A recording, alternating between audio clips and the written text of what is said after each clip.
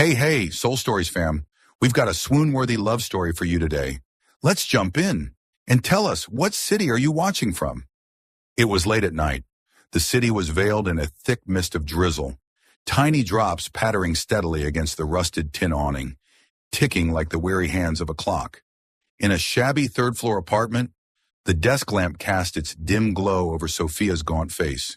Dark circles shadowed her eyes, her hair tied up hastily, a faded cardigan draped over her shoulders. For 3 nights straight, she had barely slept. Every time she closed her eyes, Emma's raspy cough yanked her awake. In the small bedroom, Emma lay curled up, her tiny body shivering with fever. She was only 4 years old. Her usually bright eyes were now tightly shut, her lashes damp with sweat. The worn-out stuffed bunny, Mr. Flopsy, was clutched in her little arms. The humidifier hummed, blowing warm mist into the air, but it couldn't mask the child's wheezing breaths. Sophia sat at the table, staring at the stack of medical files. The bold red letters cut like knives. Severe aplastic anemia, urgent bone marrow transplant needed. Below, the doctor's note read, "The hospital is overloaded. Surgery must wait to be scheduled." She bit her lip, her eyes stinging. With every passing day, Emma grew weaker, while the waiting list stretched endlessly. She remembered yesterday's call with Mike, her ex-husband, Emma's father. His voice had been sweet yet laced with indifference. "I know someone at the hospital. I can get Emma pushed up the list, but you'll need to put down a deposit first. Just about $2,500, that's nothing. For our daughter, you can manage that, right?" Sophia had long known Mike was no longer reliable, but in her desperation, she still clung to the faintest shred of hope. Emma was her everything. If there was even the slightest chance to save her child, she had to try. She unlocked her phone, her fingers trembling as she typed, "Mike, you promised to send the support money this week. I already submitted Emma's file, and we're waiting for surgery. That deposit for earlier surgery you mentioned, how far have your connections gotten with that? Emma's had a fever for 3 days now. Stop staying silent." Sophia reread the message, every word pressing down on her chest like a stone. She hit send, exhaled shakily, and glanced toward Emma's room. The little girl shifted, coughed a few times, then drifted back into sleep. The sudden chime of a text nearly made Sophia jump. Her heart pounded. Mike was replying unusually fast. She opened it.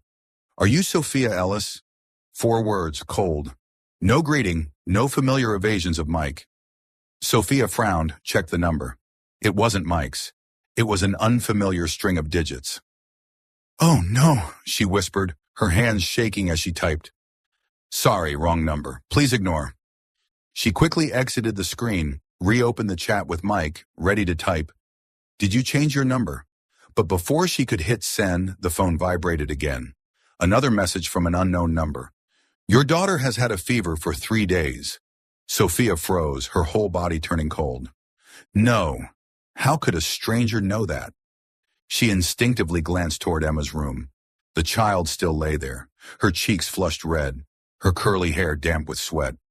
Goosebumps prickled across Sophia's skin. Her fingers fumbled across the screen. "Who are you? How do you know this?" No reply came right away. A heavy silence fell over the apartment. Sophia stood, moved to the window, and cautiously pulled the curtain aside. The sidewalk below glistened under pale yellow streetlights. Normally, this hour saw only a few old cars parked along the curb. But tonight, she counted 2 black SUVs parked right in front of the building. Their headlights were off, only the faint glow of the dashboards lit within. She blinked, forcing herself to believe. Probably just people grabbing a late meal. But then, through the rain and low hum of engines, a 3rd SUV glided silently into place, tucking beside the others. Then a 4th, then a 5th. Within minutes, the quiet street had turned into a silent encirclement. Sophia swallowed hard, rushed back to lock the door, pulling the chain across. The icy metal against her palm made her heart race even more. Her phone lit up again. A new message. "Don't call the police. Open up. We need to talk about Michael Donovan." Sophia's breath caught. Michael Donovan. Mike's full name. Her chest lurched, her knees giving way into the chair. What had he dragged her into? The elevator chimed at the end of the hall. Then came footsteps, measured, heavy, steady like drum beats. They stopped right outside her door. 3 knocks.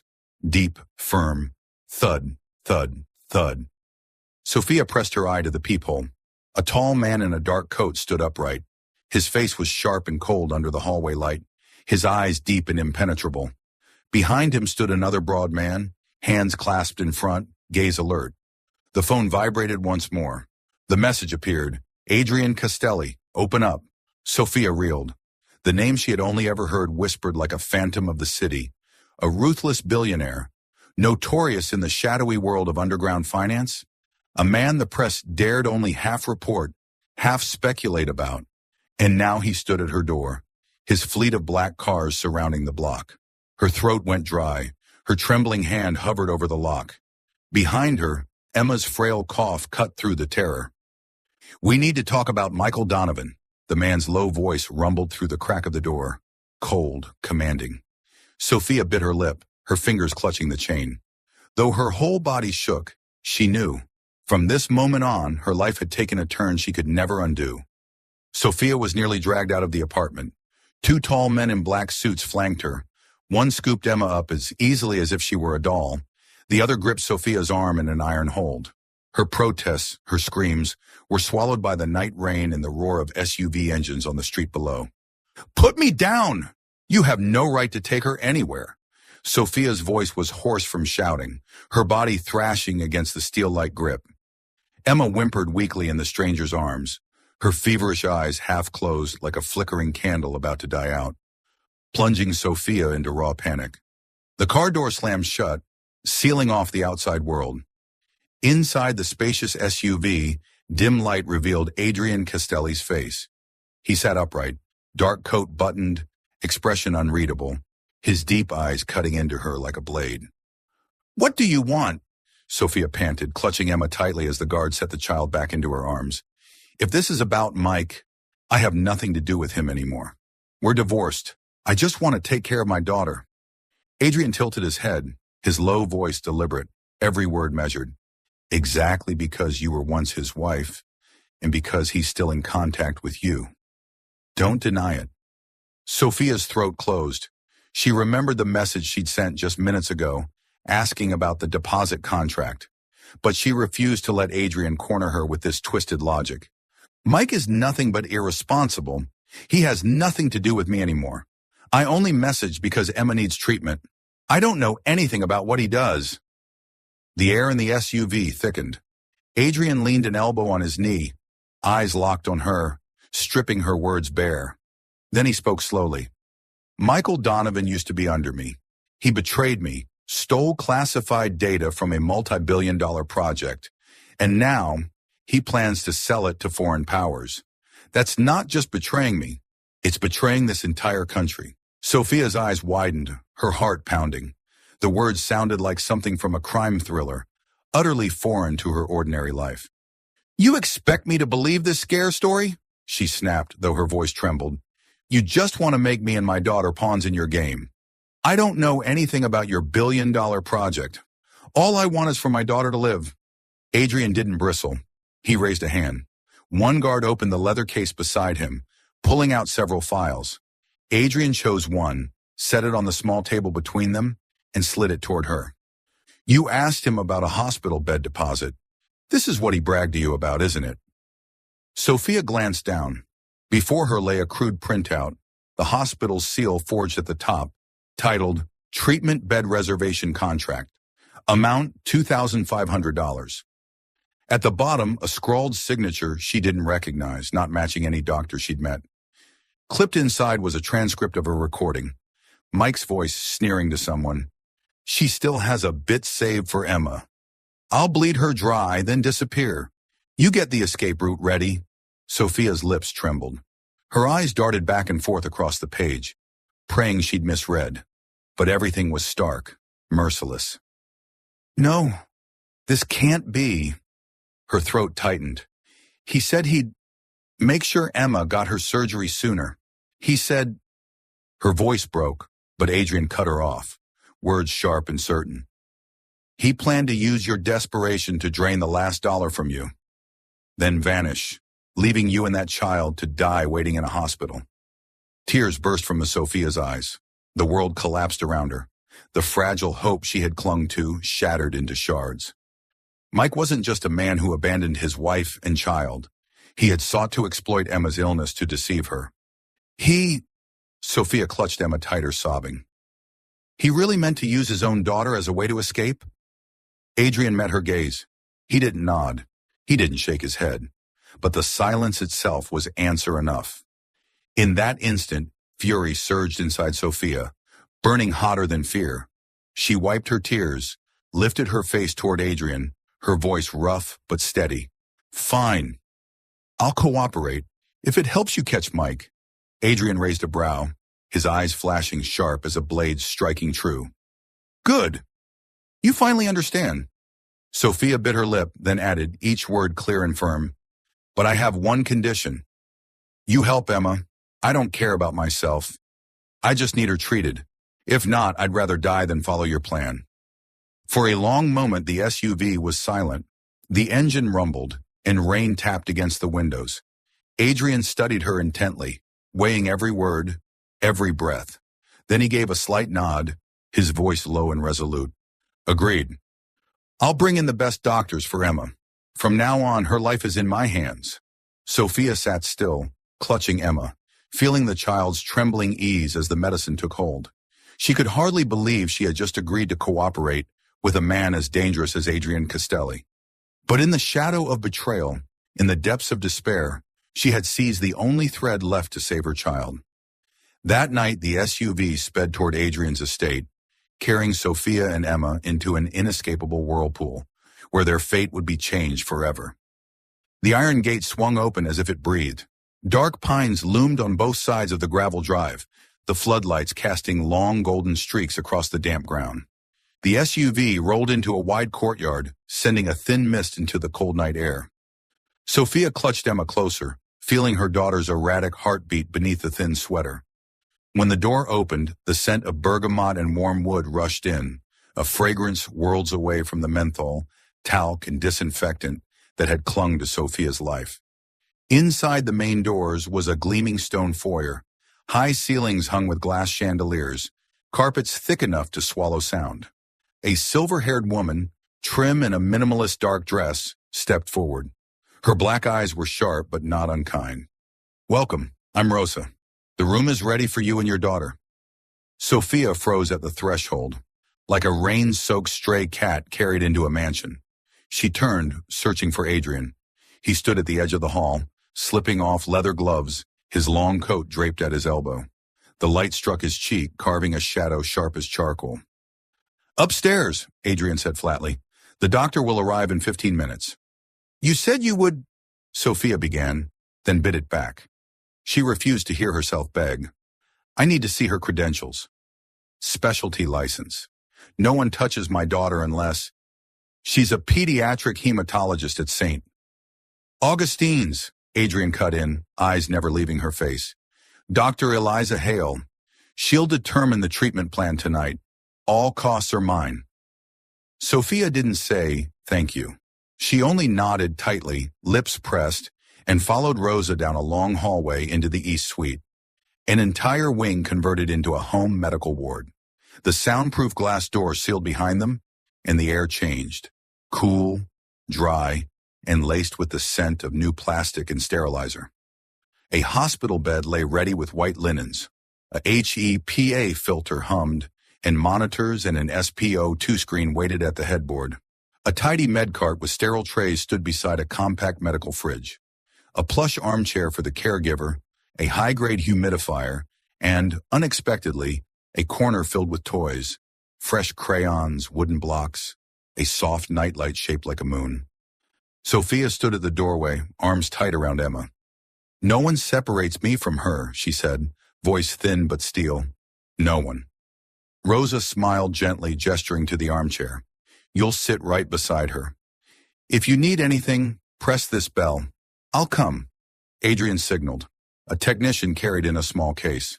10 minutes, he said. "I'm stripping out everything that could turn your phone into a shackle." They removed Sophia's SIM card, sliding it into a sleek black phone. The screen lit up with the same number. From now on, you use this only with Mike, Adrian instructed. Every call, every message will be mirrored in real time to the security room, unread unless necessary. I want my phone, Sophia said, and I want to know where it will be. Adrian gestured. Anton, the broad guard, sealed her old phone into a clear plastic box, labeled and locked before her eyes. My secure storage, Adrian said. Try to use it again now, and you'll only drag yourself and Emma into danger. This, his fingertip tapped the new device, is for contacting Mike only. Sophia wanted to argue, but Emma's cough cut through the air. The child burned in her arms, sweat shining on her temple. The door opened. A blonde woman in a white coat entered, accompanied by a nurse. Dr. Hale, she introduced herself, flashing credentials and a hospital ID. I've spoken with Emma's physician and reviewed her full file. Let's begin. Sophia nodded quickly. The doctor knelt at eye level with Emma, her voice soft as cotton. Hello, princess. I'm Dr. Eliza. I'm just going to listen to your chest, all right? Emma barely stirred, too weak to protest. Sophia lay her on the bed, holding her hand. The SpO2 monitor beeped as the clip fastened to the tiny finger. Dr. Hale listened, palpated the nodes, checked the membranes, inquired about fevers, medications, meals, and urination. Any gum bleeding? Bruises? The questions rolled out, ones Sophia could answer by heart. We'll repeat CBC, reticulocyte, CRP, blood typing, and do rapid PCR to rule out infection, Dr. Hale said firmly. I secured an early slot at St. Augustine tomorrow to reprioritize her case. Tonight, we'll follow proper protocol for fever reduction, including mild fluids and IV antibiotics if needed. I've also opened her file with the marrow bank. No promises yet, only the first step. All costs, covered by Mr. Castelli. The name rang clear in the sterile room. Sophia turned toward Adrian. He leaned against the doorframe, hands in his pockets, eyes on the monitor's steady beep, present but unreadable. The nurse moved deftly, slipping a tiny IV into Emma's hand. The girl whimpered, eyes wet. Sophia squeezed her fingers, murmuring, just a little pinch. Then you'll have your moon lamp shining, okay? Emma's gaze flicked to the glowing nightlight, then the new crayons. She nodded faintly. Dr. Hale smiled. Brave girl. When the needle slid out, Sophia exhaled a breath she hadn't known she was holding. She turned and found Adrian watching, not scrutinizing, not pitying, simply witnessing. She hated that it eased her loneliness. Something to eat? Rosa asked, placing chicken soup and ginger tea on the side table. Light, so it won't upset your stomach. Sophia almost refused. She hadn't swallowed food since the afternoon, but the scent made her realize how hollow she felt. Thank you, she whispered, tasting half a ladle, eyes stinging with heat. As the doctor stepped out to call and the nurse charted, Adrian spoke, his voice low, pitched not to disturb Emma, but clear to Sophia. I'm doing my part of the bargain. You'll do yours. He motioned to Anton, who handed her a thin envelope. Inside were printouts of messages, bank transfers, and photos of forged hospital paperwork. Tomorrow you'll send him exactly the words I give you. Nothing more, nothing less. We need him to surface. Sophia set down her spoon and wiped her mouth. She was too drained to fake defiance. I have conditions, she said, meeting his eyes. 1, I don't leave Emma. 2, I can stop if I feel she's unsafe. We agree on a code word. 3, you keep your promise about the costs in the hospital bed. No delays, no later. I'm done with that word. The corner of Adrian's mouth twitched. Not quite a smile, more like filing a clause into memory. 1, agreed. 2, the code word is lights out. Say it once, and the plan halts. 3, I never use the word later. He paused, correcting himself. I don't postpone. His tone didn't shift, yet Sophia, for reasons she couldn't name, believed him. Anton returned to report the perimeter secure. Gate guards, scanners, and interior patrols. No one enters without me, he said, glancing kindly at Emma, as if she alone could command his gentleness. Adrian pushed off the frame. See the rest, he said. It sounded like an order. But then he added quietly, If you want. A courtesy rare from a man who needed no permission. Sophia hesitated, looking at Emma. The child slept more evenly now, her breathing steadier with medication and mist. The nurse watched the monitor. 5 minutes, Sophia said, rising. They toured a side hall, a small room for relatives, a wardrobe filled with untouched children's pajamas, drawers stocked with soft towels, and a spotless bathroom lined with sanitizer and gloves. At the end, glass doors opened to a small garden. Tonight, only shadows, but by day, Sophia imagined Emma could sit in sunlight, free of hospital antiseptic. This room, Adrian said, opening a dark-paneled study, is for work. You don't need to enter. His voice wasn't threatening, but the boundary was clear. Sophia nodded. She had no desire for his secrets. Back at the East Suite, they paused at the doorway. Inside, Emma shifted, turning toward the moon lamp. The golden glow brushed her curls, damp against her forehead. Her breathing evened, and the monitor beeped steadily. Sophia felt her shoulders drop, unaware how long they'd been braced.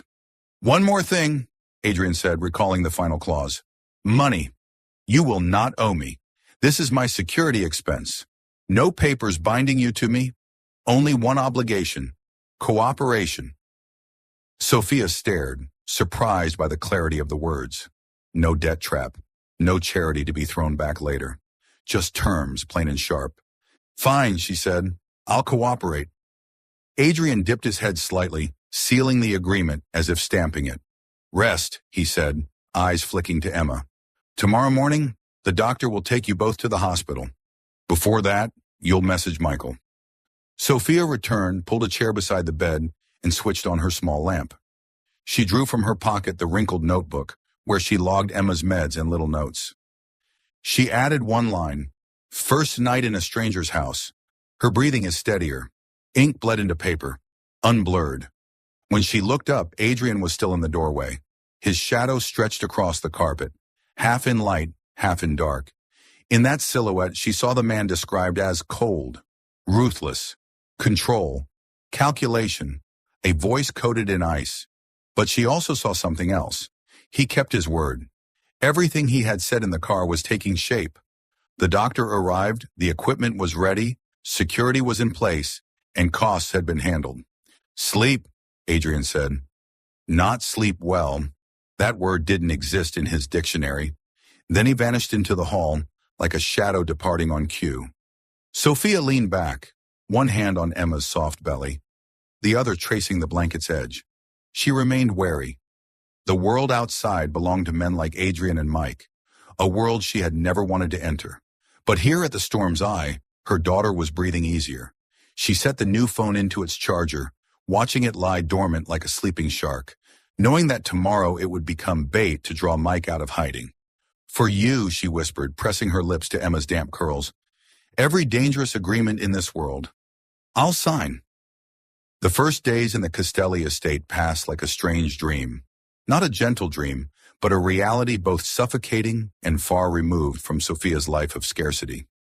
In the mornings, sunlight streamed through enormous glass windows, flooding the room where Emma lay. The little girl was checked daily by a private doctor for temperature, blood pressure, and routine blood draws. A gentle nurse stayed by her side, carefully measuring each dose of medicine and each glass of milk. Emma was cared for like a princess in the finest private hospital, except the setting was a mansion.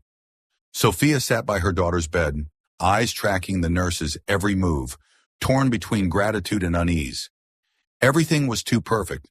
The latest medication, advanced equipment, even a high-end humidifier she'd never dreamed Emma would use. But Sophia never forgot whose hand had provided all this.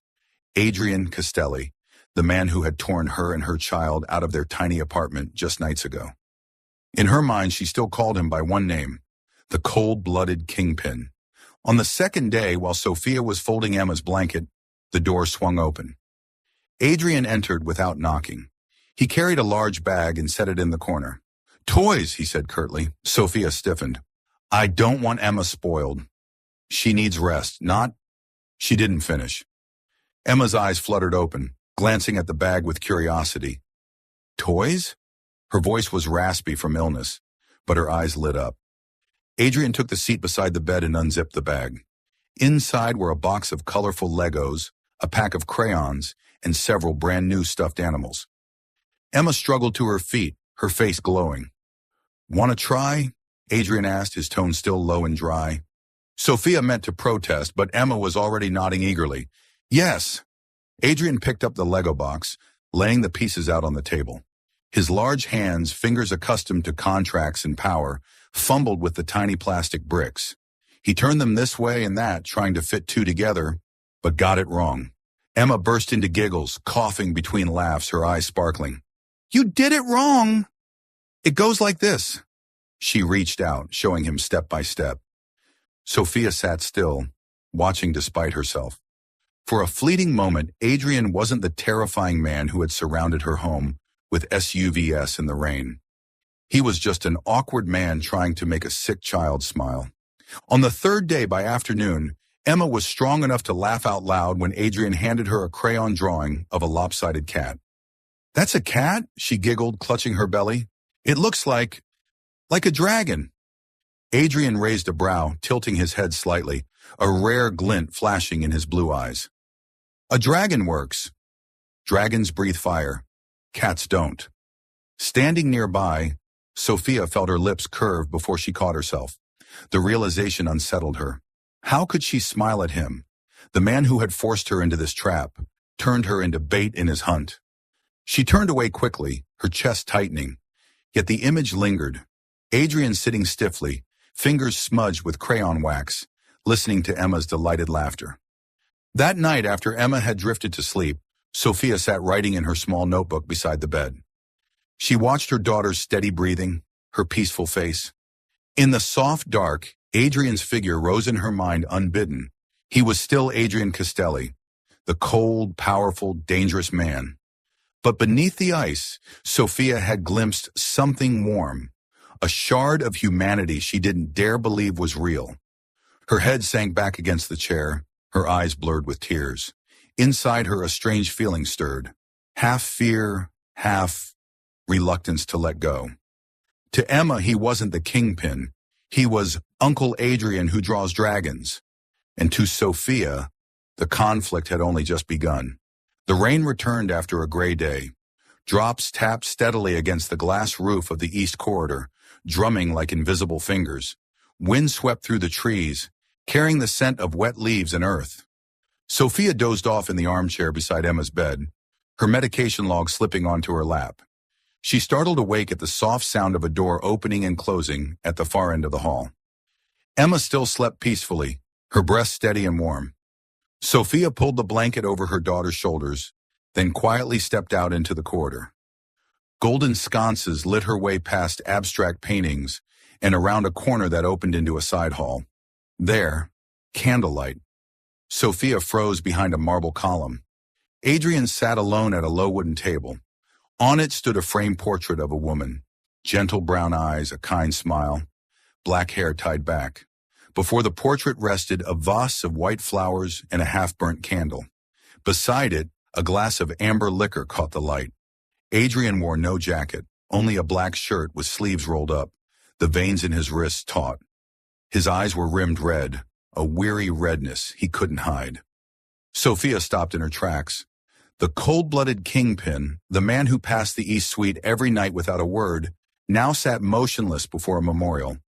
She meant to retreat, to leave him his private grief, but the chair scraped faintly. Adrian turned and caught her in the shadows. "Sorry," Sophia whispered, fingers whirring the hem of her sweater. "I didn't mean to intrude." His eyes lingered on her, stripped of their usual chill, shadowed instead by fatigue and a flicker of something softer. He gestured toward the seat across from him. "Sit, if you don't mind the smell of whiskey." Sophia crossed over, careful to leave space between them and the table. Her eyes fell on the portrait. "Julia," Adrian said quietly. "My wife." Sophia nodded, not pressing further. He rolled the glass between his fingers, staring into its rippling surface as if answers lived there. In the hush of rain, his voice came, each sentence short, sharp, cut like with a knife. "It was raining that day, too. I met with someone, once a brother." He paused as if tasting bitterness on the words. on a rooftop garage to close a deal.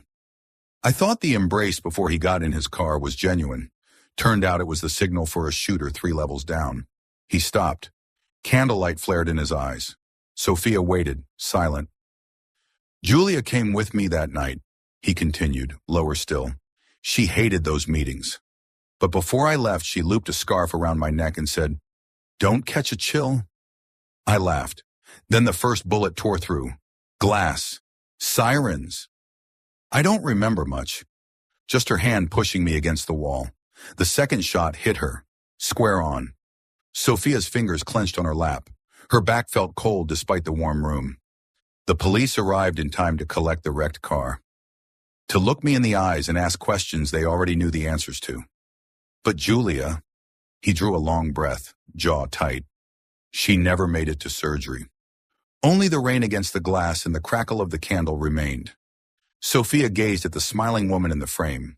She understood then why parts of this house gleamed too perfectly, ordered to a fault. People cleaned that way when they were paying debt to an absence. After that, Adrian said, I learned 2 things.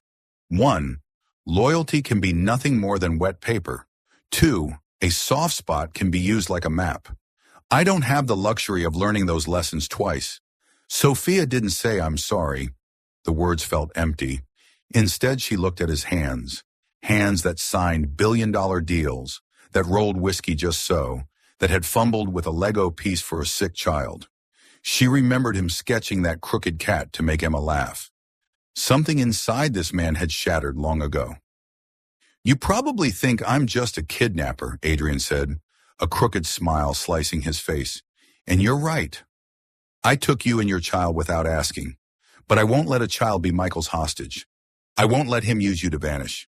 Sophia swallowed the sudden salt in her throat. You don't need to say that to earn my gratitude, she replied evenly. I agreed to cooperate because of Emma. Because I had no other choice. Her eyes flicked to Julia's photo, then softened. I once had a home, too small, but mine. Mike taught me how to go broke, how to break promises, and how to apologize with words only.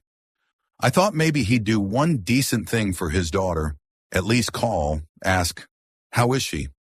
But no, he just wanted the last of my money under the name of a hospital deposit. Emma's the only thing keeping me alive. If not for her, I'd have dissolved one night between shifts. Her eyes stung. She let out a dry laugh, bitter, awkward amid the candles. Sounds like whining. Sorry, I hate playing the victim. You're not a victim, Adrian said firmly. You're someone still standing when everything else collapses. Then softer, words rarely used. I respect that. Sophia blinked, startled, by the praise, by the way he said it. In the quiet, the sharp edges of his presence seemed less cutting. Why do you still light the candle? She asked, nodding toward the portrait. You said soft spots are maps. This flame, it's a map too. Adrian's mouth curved faintly. Yes, I light it for me. To remember what I lost, not to show anyone where I'm weak. They sat in weighted silence. Rain streaked long trails across the glass like cold fingers writing. Sophia leaned back, exhaling slowly. For the first time since being brought here, her chest didn't feel like it would burst. Tomorrow Emma will run more tests, Adrian said at last. Dr. Hale thinks we can move the consult up to Thursday. I secured a slot at the transplant center. No overpromises, but, he paused, measuring his words, I'll take it as far as it can go. Sophia met his eyes and nodded. I know. You have a strange way of keeping promises. Quiet, but real. He looked back at Julia's portrait. Julia hated noise, he murmured to the candle. She used to say, loud sounds drown out your heartbeat. Your heartbeat, Sophia echoed, feeling the words press against something behind her ribs. She thought of Emma's small hand clinging to her neck in fever, of the cheap menthol in their old apartment, of the night she sent that wrong message. One mistake that had pulled them into the house of a dangerous man who now sat crying before a portrait. Do you ever fear sleep? She asked suddenly. I do. Because when I close my eyes, I see bills, debts, prescriptions. I see Mike at the door saying, tomorrow I'll send it. Sleep feels like falling into a bottomless pit. Adrian tilted his head, studied her. Yes, he said at last. I fear sleep because I see this face. He pointed to Julia's photo. Walking into the rain and not returning. When I fear, I work. When I'm exhausted, I count the rain. Tonight, I light a candle. Sophia gave a small smile. Tonight, then, I'll listen to the rain with you. The words slipped out, surprising her. Not comfort, not promise, just presence. Adrian didn't answer, but his eyes looked a shade less dark. They sat like that, each with their own loss, sharing a reluctant peace. When the candle burned lower, Sophia rose. I should get back to Emma. Thank you for telling me. Adrian nodded. Rest, he said, his voice softened by a rare degree. I'll stay here a while. Sophia walked away. At the turn into the east suite, she glanced back. Adrian still sat before the portrait, broad shoulders straight, hand resting lightly near the half-filled glass. The candlelight rimmed his cheek with a pale orange halo, softening his outline. Back in Emma's room, Sophia pulled the chair close, jotting 2 lines into her notebook. Rainy night. Heard a story. The rain doesn't feel as frightening now. She set down the pen, curled into her pillow, and let the rain carry her into sleep that felt less like falling. In the side hall, a candle guttered out. But in the mansion's darkness, something else had quietly sparked to life. Not loud, not showy, just a fragile sliver of light finding hold between 2 wounded hearts. Morning sunlight poured through the massive windows, spilling across the long walnut dining table. Sophia sat at one end, a cup of warm milk and a few slices of toast set before her by Rosa. Beside her, Emma, hair still tangled and her pink nightgown wrinkled, stirred a bowl of oatmeal with a tiny spoon, humming to herself. Adrian walked in, wearing a crisp white shirt with sleeves neatly rolled and a tie hanging loose. He rarely joined them for breakfast, but this morning he pulled out a chair across from them and motioned for Rosa to pour him coffee. Sophia tensed, fingers tightening on her spoon. Since that rainy night when she'd seen him before Julia's portrait, her image of him as the ruthless kingpin had blurred. But seeing him here, at the same table, felt strangely intimate and unsettling. Uncle Adrian, want some oatmeal? Emma asked innocently, looking up with her round, rosy face. Adrian raised a brow. Before he could answer, Rosa set a bowl in front of him. He glanced at Sophia, as if gauging her reaction, then picked up the spoon. Emma giggled. I knew you'd eat it. Sophia couldn't help the flicker of a smile. Adrian Castelli, the man notorious enough to order a fleet of SUVs to surround a city block, now sat quietly eating oatmeal, looking awkwardly obedient before a 4-year-old. After breakfast, Emma begged to play with Lego in the living room. She grabbed her mother's hand, and unexpectedly Adrian's too. Both of you play with me. Emma, Mommy's busy, Sophia began, but her daughter's eager eyes broke her resolve. So the 3 of them sat on the thick carpet, surrounded by a rainbow of bricks.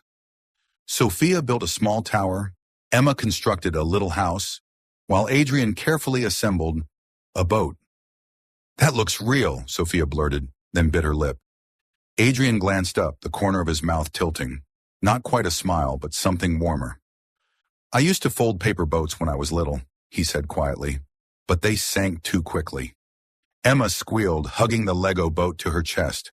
I'll keep this one afloat. Watching them, Sophia felt a wave of strangeness. In this luxurious room, they looked less like pawns bound by a dangerous deal and more like an ordinary family.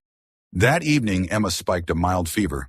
Sophia stayed by her side all night, wiping sweat and changing cool cloths. Exhausted, she slumped at the edge of the bed, the blanket slipping from Emma's shoulder. Another hand replaced it. Sophia looked up to find Adrian standing there, his tall frame casting a shadow over the bed, his hand just withdrawn from the blanket. The warm yellow glow of the night lamp reflected in his deep blue eyes. Yet tonight, they weren't cold. Their gazes locked for long, charged seconds. Sophia's heartbeat thundered, erratic and quick. Adrian had kidnapped her, pulled her into this perilous spiral, and yet his hand just now had been impossibly gentle. She bent down, pretending to adjust Emma's cool cloth, hiding her face, but the heat in her chest didn't fade. The next day, they crossed paths more often than usual.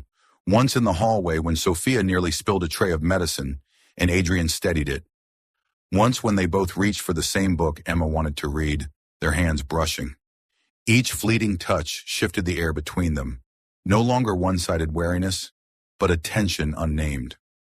Sophia caught herself noticing little things. The way Adrian leaned in to listen when Emma spoke. The way he asked Rosa to prepare softer chicken soup because he knew Emma struggled to swallow. Even the way he let his coffee cool before drinking. And Adrian stopped hiding his gaze. When Sophia bent to lift Emma, or when she laughed softly at something her daughter said, his eyes lingered longer than they should. In them, beyond the usual calculation, glimmered something else. Something more dangerous than any secret. Desire. That night, as Sophia prepared for bed, she caught her reflection in the mirror, flushed. She gave a rueful smile, shaking her head. Foolish. This isn't a time for daydreams. But her heart, despite her reason, had already begun to melt. Loving this story. This story belongs to Soul Stories. If you see it anywhere else, please come back to our official channel to enjoy it in full. In the days that followed, the Castelli estate turned into a miniature medical ward. Dr. Hale announced that Emma's test results were complete. She could undergo a bone marrow transplant within 2 weeks if a suitable donor was found. Adrian personally called the center, scheduled a consultation, and pushed the process forward at a speed rarely seen. Sophia trembled with relief at the news. But before her joy could settle, Adrian stated plainly, "While Emma prepares for transplant, we need to finish things with Michael. The longer he's out there, the more dangerous he is." Sophia stiffened in her chair, her heart plunging. She didn't want to hear his name, much less face him again. But Adrian was right. As long as Mike roamed free, he could sell Adrian's secrets at any moment. Adrian slid a phone across the desk, already fitted with her old SIM. His voice was steady, commanding. "You must be the one to reach out. No one else can draw him out." Sophia swallowed hard, pulse racing. What if he suspects? What if he realizes someone is behind me? He won't. He still believes you hold out a shred of hope for him. Give him what he wants. Money. That night, Sophia sat by Emma's bed, her hands trembling as she typed. The message was short. "Mike, I've scraped together the money. $2,500. But I won't wire it. I only have cash. If you still mean to help Emma, I'll hand it over directly."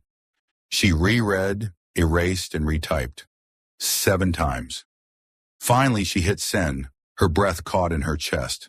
Less than a minute later, the screen lit up. "Good, tomorrow. 10 a.m., Bluebird Cafe, Riverside. Bring the money. Come alone." Sophia clenched the phone, palms sweating. She knew Bluebird. It was small, crowded, noisy enough to talk without being noticed. Mike had chosen carefully. "Bluebird." 10 o'clock, Adrian repeated, his steel blue eyes glinting under the glow of his laptop. He sat in his study, face carved sharp by the screen light. "He wants you alone." "We'll let him believe that." "You'll be there?" Sophia asked quietly. "I'll be there." "Not at your side." His voice dropped, deliberate. "We need him to say it out loud. The money, the deposit contract. Once he does, I'll have enough to finish this."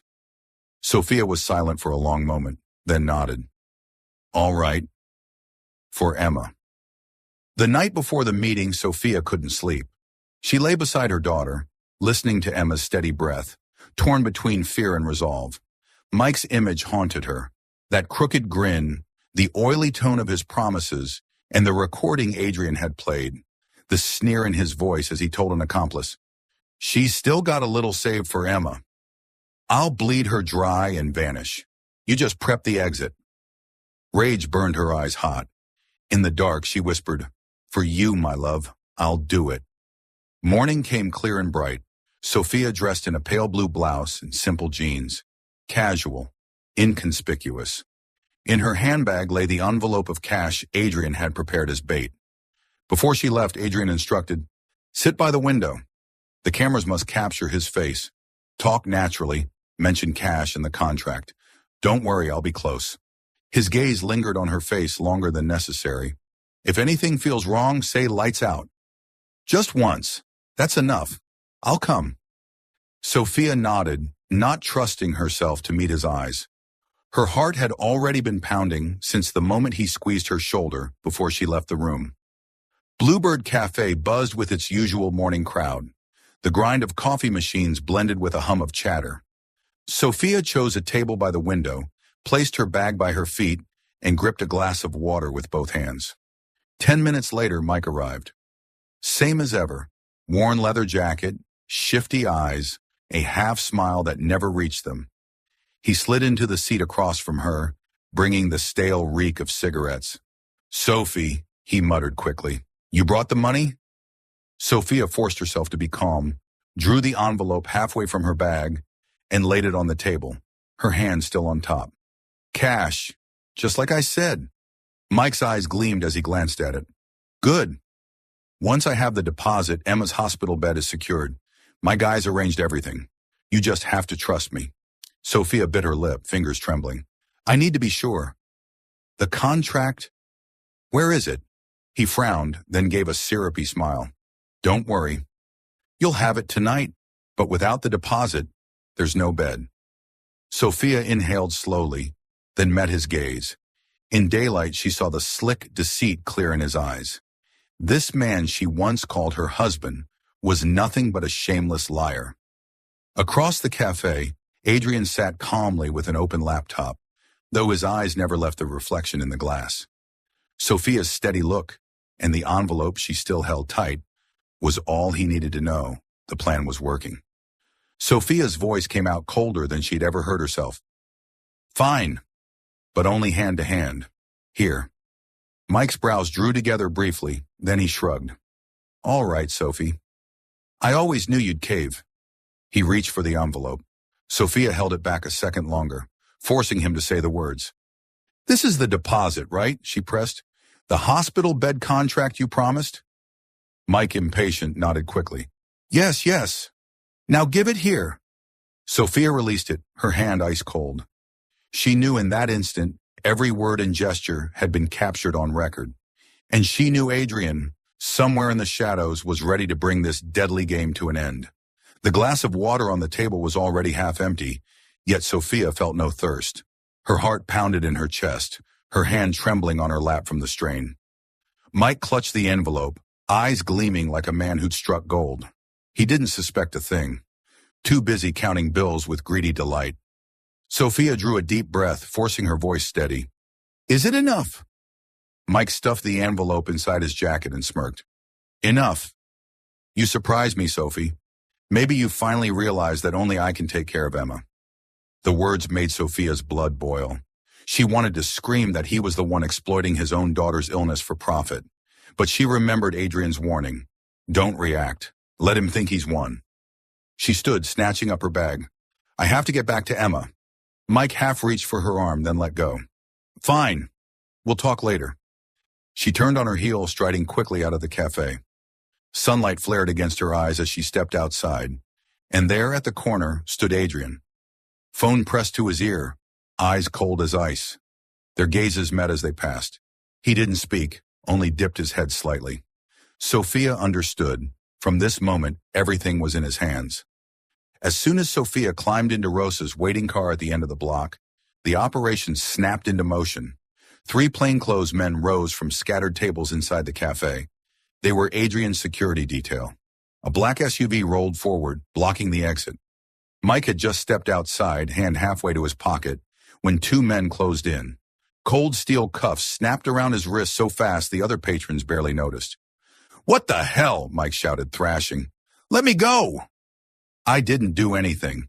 The team leader pinned his shoulder, voice firm. "Michael Donovan, you are under arrest for embezzlement and betrayal of your employer. Everything you say is being recorded." Mike's eyes darted wildly, searching for help, but every gaze in the cafe slid away. He was shoved into the SUV, the door slamming shut with a heavy finality, like the end of his freedom. Across the street, Sophia sat rigid in Rosa's car, hands clenched. She had witnessed it all. Mike, once her husband, once Emma's father, now dragged away like a criminal. A storm churned inside her. Fury at his attempt to squeeze her dry. Shame for ever trusting him. Pain because Emma still called him Dad. Adrian opened the car door and slid in beside her. He didn't look at her yet, his eyes following the convoy as it disappeared down a side street. It's done. He'll never touch either of you again. Sophia turned, whispering, "What will happen to him?" "Interrogation," Adrian said simply. "He'll surrender the data." In the estate's basement, a makeshift interrogation room had been prepared. Mike sat bound to a metal chair, sweat beading despite the chill. On the table before him lay a small USB drive. "Where is it?" Adrian's voice was calm, level, no need to raise it. Mike's eyes flicked, his grin shaky. "I don't know what you mean. Adrian tapped a finger against the table. Two guards stepped forward, gripping Mike's shoulders. His breath hitched, words spilling out. In my safe. At the South Warehouse, I swear." Adrian's face didn't change. A curt nod. His men moved. Behind the one-way glass, Sophia watched, shaken. Adrian hadn't needed to shout or strike. The sheer weight of his presence crushed Mike until he cracked. And then, the stolen data, the secret Mike had meant to sell, was recovered intact by the security team. When the USB was sealed inside a secure case, Adrian turned toward the glass. His eyes found hers, still deep, but no longer cold. A steady look, like a promise. It's over. That night, Sophia couldn't sleep. Her mind replayed the image of Mike dragged away, his face pale, his voice hoarse with shouts. She swung between bitter satisfaction and aching sorrow. But glancing at Emma's peaceful sleep beside her, she knew she'd chosen right. Mike, the man who once held her hand in a modest wedding, who once made promises, had left her only scars. And from that wreckage, Sophia understood. The only light left to her was Emma. Outside her door, Adrian's footsteps sounded softly. He didn't enter, only paused a moment before moving on. But Sophia felt his presence like an unseen shield, giving her and Emma their first true rest in years. The next morning, Sophia descended the stairs with a heavy heart. She had thought about Mike all night, him locked in the Castelli estate's basement, surrounded by cold concrete walls. The memory of him screaming, then vanishing into the interrogation room, haunted her. In her mind, there was only one possible ending. Adrian would deal with him in the way underworld men did, make Mike disappear, his body never to be found. The thought clenched her chest. Mike had betrayed her, deceived her, exploited Emma, but he was still the child's father. As she stepped into the living room, Sophia froze. Mike was being escorted toward the door, two guards gripping his arms. But what shocked her more were the uniformed officers waiting outside in the courtyard, police cars lined at the gate. Her eyes widened. "What?" Adrian stood by the window, his tall frame casting a shadow across the polished floor. He didn't look at her, only gave a curt command. "Hand him over, along with all the evidence." The head of security nodded, passing a folder and the USB drive to the inspector. Mike thrashed, shrieking, "You have no right! I'll spill everything!" The squad car door slammed shut, swallowing his protests. The convoy rolled out slowly, leaving silence in its wake. Sophia stared at Adrian, stunned. "You didn't kill him?" Only then did he turn. His eyes were icy blue, but his voice calm, as if discussing a business deal. "Killing him would be easy, but his death wouldn't protect anyone. I have other ways to destroy a man, and letting justice work will protect you better." Words failed her. Never had she imagined Adrian Castelli, a name whispered in fear, tied to cold power and shadow dealings, would choose this path. "But I thought you—" She trailed off, unsure what to call him. Kidnapper, kingpin, or savior. Adrian stepped closer, stopping before her. "Michael will face the law, and I, Sophia, don't want you or Emma living with the nightmare that her father vanished without a trace. The price he pays will be public, transparent." Sophia looked up at him, her eyes brimming with tangled emotions, shock, doubt, and finally a quiet respect. Adrian was still intimidating, still cold, but beneath it lay an unyielding principle. Never let senseless violence touch the innocent. In that moment, the image of the ruthless kingpin inside her began to crumble, replaced by another. A man who kept his word, who knew the line between those who deserved judgment and those who needed protection. Sophia exhaled, nodding softly. For the first time, her gaze toward Adrian carried not only fear, but a fragile, tentative trust, real enough to exist. The gleaming corridor of the private hospital echoed with the steady rhythm of doctors' and nurses' footsteps on polished tiles. Sophia sat on a long bench, her hands trembling violently, eyes fixed on the operating room door with its glowing red sign, "In progress." Emma had been taken in nearly an hour earlier. In her thin hospital gown, the little girl had turned back to wave. "Mommy, I'll try my best." That image replayed again and again in Sophia's mind, each memory squeezing her heart tighter. She twisted the edge of her coat, sweat dampening her back despite the icy air conditioning. The entire world had shrunk to that single door and the frantic pounding of her heart. A large, steady hand suddenly covered hers. Sophia startled and looked up. Adrian was seated beside her, his broad frame filling the space. His deep blue eyes held no trace of their usual frost, only an unwavering steadiness. "You're not alone," he said softly, his low voice carrying like a vow. "No one will ever touch you or your daughter again. Trust me." Sophia trembled, but didn't pull away. For the first time, she let her hand rest in his, the same hand that once terrified an entire city, now the only anchor she had. Time crawled, each second stretching into a century. Sophia's gaze locked on the wall clock, the tick of each second impossibly loud. Every time the surgical doors shifted, her heart leapt, only for it to be an assistant stepping in or out. She found herself whispering over and over, "Please save my child. Please." Each time her hand shook, Adrian tightened his grip. He said little, simply sat there, his solid presence like a wall shielding her from the terror threatening to consume her. 2 hours passed, then 3. Sophia felt faint, on the verge of collapse. She lifted her head and caught Adrian's gaze. He had not looked away from the doors once. For the first time, she saw not power, not cold calculation, but the same anxious waiting that consumed her.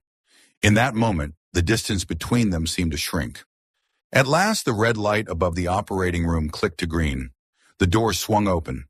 The lead surgeon pulled down his mask, sweat beading his forehead, but eyes alight. "The surgery was successful. The transplant has taken well.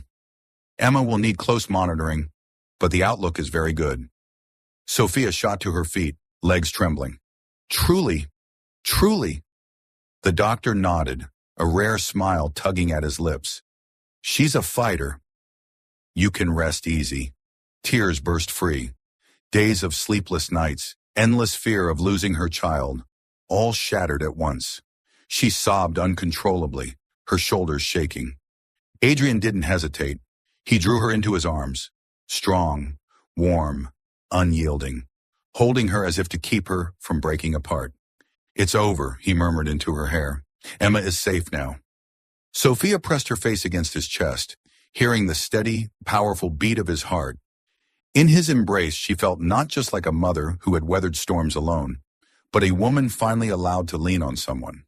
When she lifted her tear-streaked face, Adrian was still watching her intently. In his eyes, there was no barrier, no roles of kingpin and hostage. Only two people, sharing the same overwhelming relief after so many nights in darkness. Sophia's throat tightened, but her lips curved into a smile Adrian knew he would never forget. In the days after the surgery, the Castelli estate carried a new air entirely. No longer weighed down by schemes and shadows, it was filled with the sounds of life. Emma, who had once lain motionless for weeks in the hospital, was now able to take short runs across the vast garden. Morning sunlight lit her fine hair as her tiny feet skimmed the soft grass. Her clear, bell-like laughter echoed through the grounds, brighter than the birdsong in the old trees. Sophia leaned against the doorway, cradling a cup of tea, her eyes glistening as she watched. Her heart warmed with every smile her daughter gave.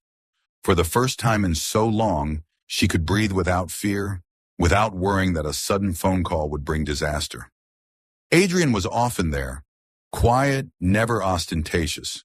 He would appear in the mornings with a basket of warm pastries or stop by in the afternoons with a brand new children's book. Emma would squeal, "Uncle Adrian," clutching the teddy bear he'd given her, proudly showing off her stronger steps each day. From a distance, Sophia watched something strange unfold. The man who had once terrified the city now sat cross-legged on the floor, building blocks with her daughter, patiently reading comic strips line by line. And he didn't seem awkward. On the contrary, those blue eyes held a rare joy, a joy that was genuine. One evening, Rosa set the dinner table out on the terrace. Candlelight glowed, and the breeze stirred the rose bushes, releasing a soft fragrance. Sophia sat across from Adrian, with Emma between them, happily gnawing on a piece of crispy toast. "This is the best dinner ever," Emma exclaimed, clumsily raising her glass of orange juice to clink against Adrian's wine glass. Sophia laughed, while Adrian simply raised a brow and solemnly toasted. "A toast to our little princess."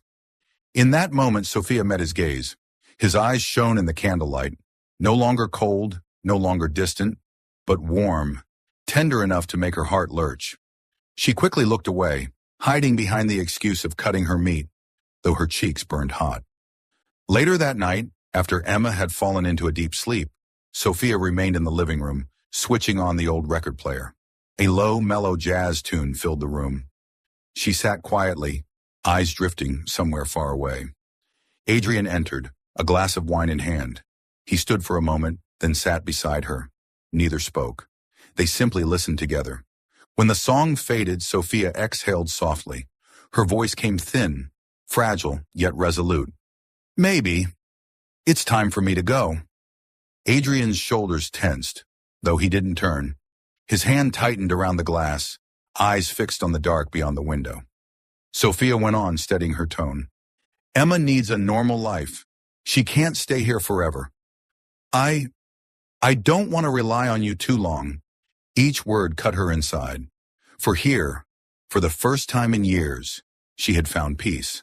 But reason urged her to leave, before her heart strayed too far. Silence filled the room. The vinyl crackled softly before another track began, but neither of them heard it. Adrian wanted to say, "Stay," but his lips pressed shut. He had already lost one woman to weakness. He would not impose again. Sophia wanted to whisper, "I don't want to leave." Instead, she turned away, hiding her tear-brimmed eyes.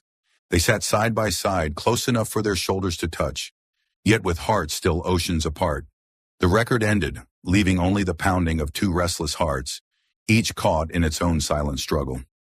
Morning sunlight stretched across the green lawns, dewdrops on the rose petals sparkling like crystal. Birds chirped brightly, heralding a new day. Emma darted about the garden, her tiny curls bouncing in the light, her laughter ringing clearer than the song of the sparrows.